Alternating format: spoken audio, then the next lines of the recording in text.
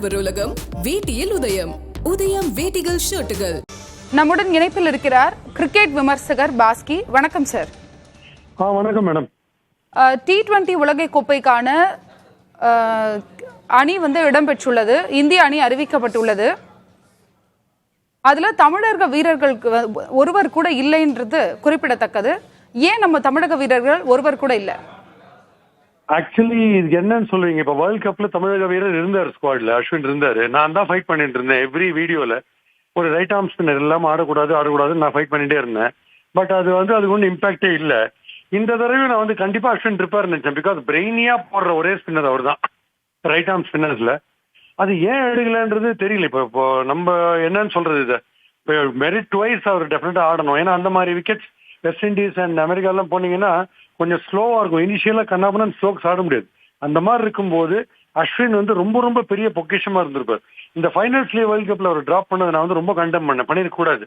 I don't know the reason madam. Merit wise சத்தியமா இருந்திருக்கணும். ரோஹித் சர்மா தலைமையில இந்த T20 உலகை கோப்பைக்கான இந்திய அணி அறிவிக்கப்பட்டுள்ளது. இதனுடைய விளையாட்டு எப்படி இருக்கும்? அதாவது மைதானத்துல ரோஹித் சர்மாவோட விளையாட்டு எப்படி இருக்கும் அவருடைய தலைமையில நடக்கிறதால?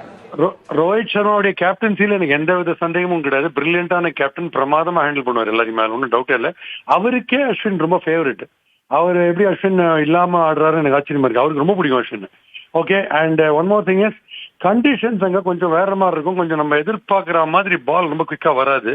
அங்க கொஞ்சம் அட்ஜஸ்ட் பண்ணிக்கணும். யாருக்கு பொறுமை இருக்கோ அந்த மாதிரி பொறுமையா ஆடுற பிளேயர்ஸ் கண்டிப்பா சக்சஸ் ஆவாங்க. எடுத்த உடனே நம்ம கிரிக்கெட்டை போய் அங்க இங்க ஆடுற மாதிரி அங்க ஆடணும்னா அது கொஞ்சம் கஷ்டம். ஸோ கொஞ்சம் அட்ஜஸ்ட் பண்ணிக்க வேண்டியிருக்கும். இனிஷியல் ஹிக்கப்ஸ் இருக்கும்னு ஃபீல் பண்றேன். ஓகே. ரிஷப் பண்டும் சஞ்சு சாம்சனும் விக்கெட் கீப்பர்களா அணியில் இடம்பெற்றிருக்காங்க. அவர்களுடைய ஆட்டம் எப்படி இருக்கும்?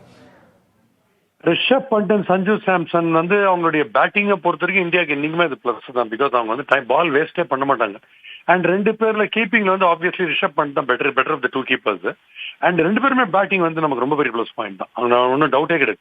அவங்களால ரொம்ப ஈஸியா அட்ஜஸ்ட் பண்ணிக்க முடியும். எல்லா டைப் ஆஃப் கிரிக்கெட்டுக்கும் அட்ஜஸ்ட் பண்ணிப்பாங்க. வெல்கம். அவங்க ரெண்டு பேருமே ரொம்ப வெல்கம். Fantastic cricketers. பெரிய எக்ஸாம்பிள்ஸ் அவங்க. இணைப்பில் உங்களுடைய கருத்துக்களை பகிர்ந்ததுக்கு நன்றி பாஸ்கி.